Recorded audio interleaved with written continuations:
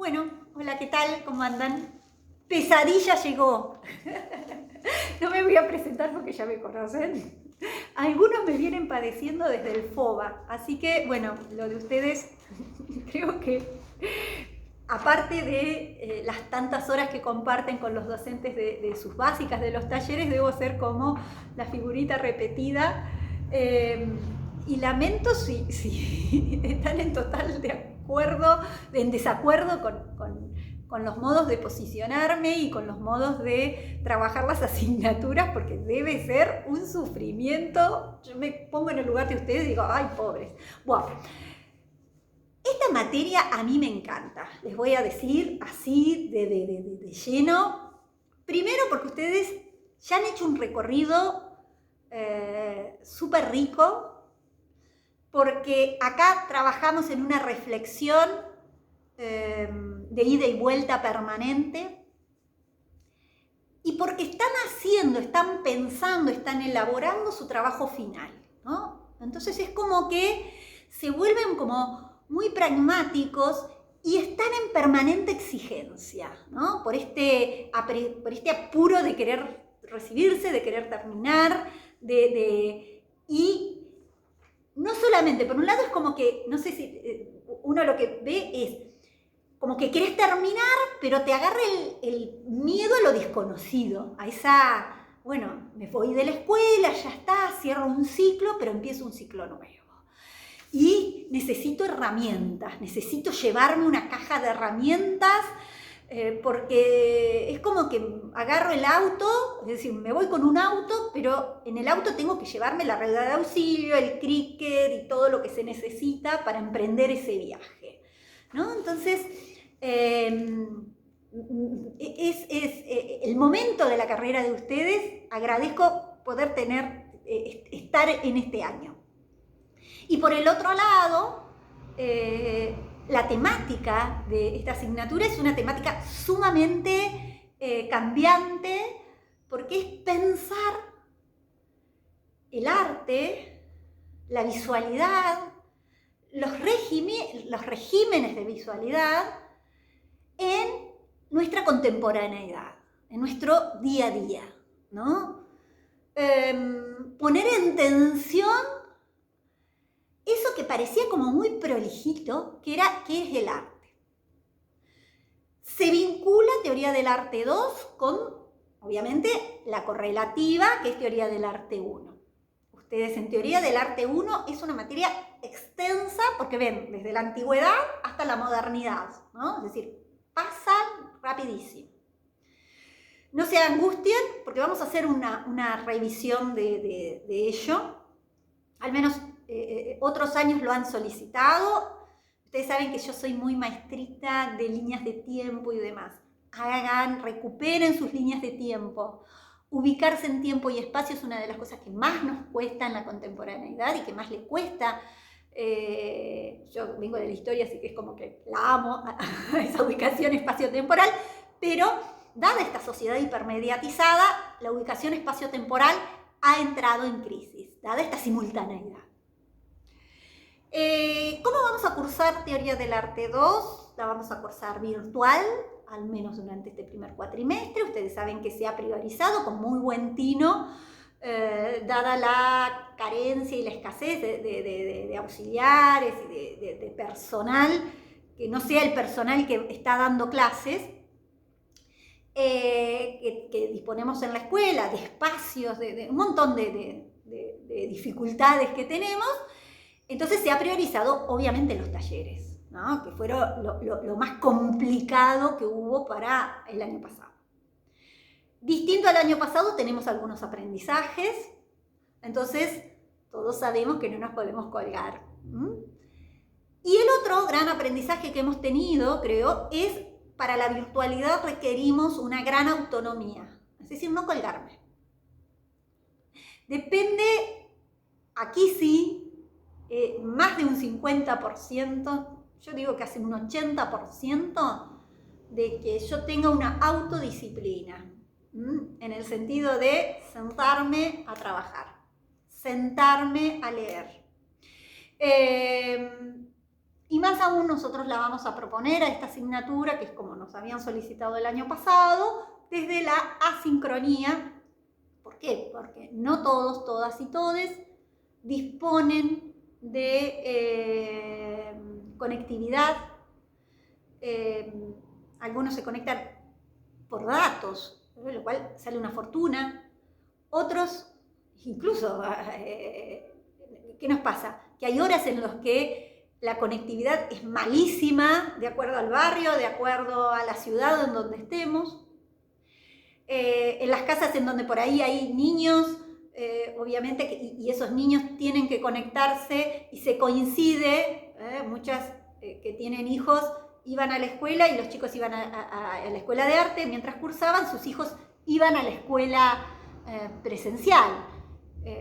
Hay una sola, a veces hay una sola computadora y bueno, generalmente termina teniendo prioridad ese niño que está aprendiendo a leer y a escribir y necesita esa interactividad. Entonces, pensando en todas esas realidades, vamos a comenzar, mientras nos vamos conociendo. Yo sé que yo los conozco y las conozco y les conozco, pero para saber quiénes son, porque ustedes saben que nunca logramos tener listas de estudiantes, necesito que me pongan nombre y apellido, de qué carrera son, si son de la tecnicatura o del profesorado. Tienen que tenerla aprobada, las materias correlativas. Ahí les dejé la planificación, el proyecto de planificación para que lo revisen, lo lean. En la primera hoja dice las correlativas que tienen que tener aprobadas, si no, después no sirve y el esfuerzo no está de más, pero en estos tiempos en donde hay poco tiempo, así que eso mírenlo al inicio. Cualquier consulta o tema a nivel administrativo, acá está presente Betina, que es la jefa de área, y es a ella a donde se tienen que dirigir. Lean la planificación, que es la propuesta. Fíjense si hay temas, ejes, autores que les interese introducir. Yo esta planificación se las he compartido a los profesores de sus básicas y también lo hemos charlado con Valeria, que el año pasado empezó a dar un edit muy interesante sobre curaduría, y bueno, y han trabajado historias. No es historia del arte. Trabajamos teoría del arte, es decir, vamos a ver qué se plantea, qué se reflexiona sobre lo que es el arte. Ustedes traerán ejemplos y demás, pero no vamos a trabajar artistas, la producción de un artista, ¿no? Hay Ian Mukarovsky, que es un teórico del teatro ruso, decía a principios de siglo, armaba y decía, por un lado está la teoría del arte, la estética, ¿no? Como un gran paraguas, ¿no? Entonces me define el objeto, me define lo que es el arte, me define lo que es la obra de arte, me define el artista como ese hacedor de esa obra de arte, ¿no?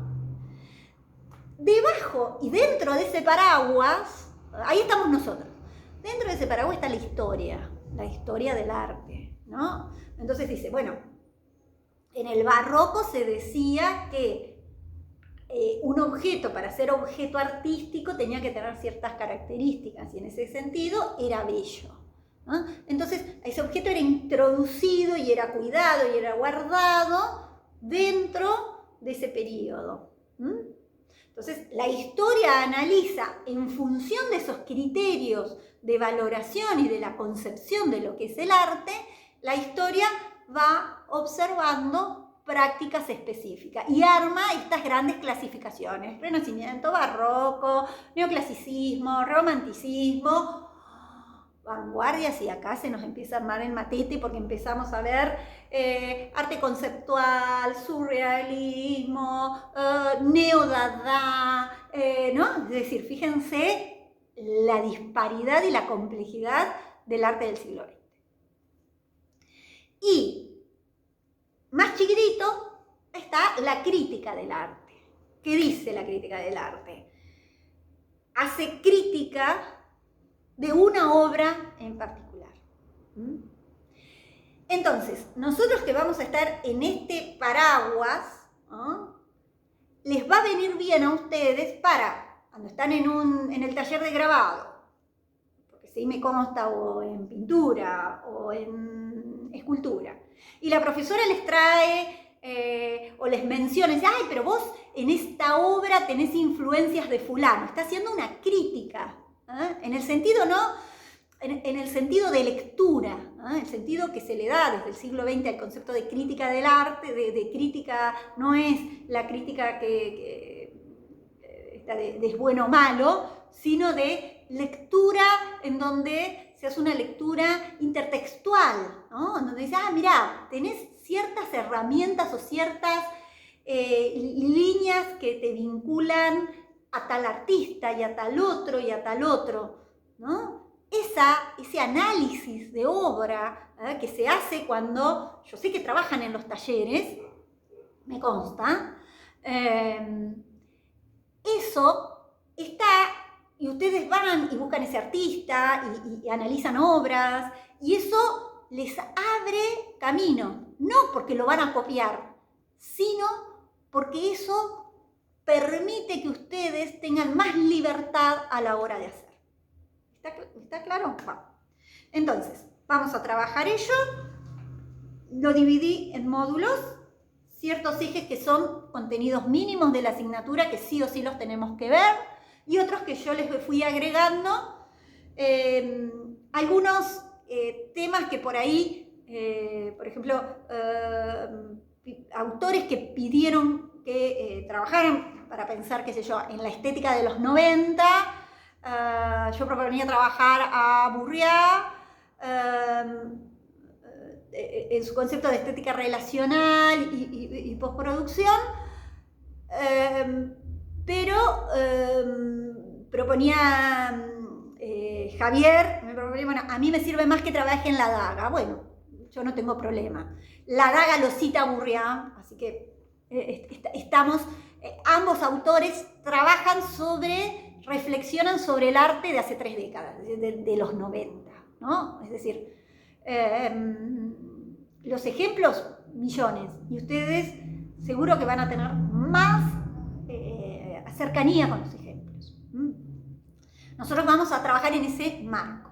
Entonces, vamos a comenzar desde el existencialismo, primero porque el existencialismo, algo que nos enseñó fue a tener conciencia de la muerte, tener conciencia de la finitud del ser humano. Algo que lo evitamos, no lo queremos pensar, ¿no? Es decir, permanentemente, y que la pandemia nos enseñó a ponerlo sobre la mesa, ¿no? Entonces, por eso empezar desde esta contemporaneidad, pensar, bueno, ¿con qué movimiento filosófico y qué decía el existencialismo sobre la obra?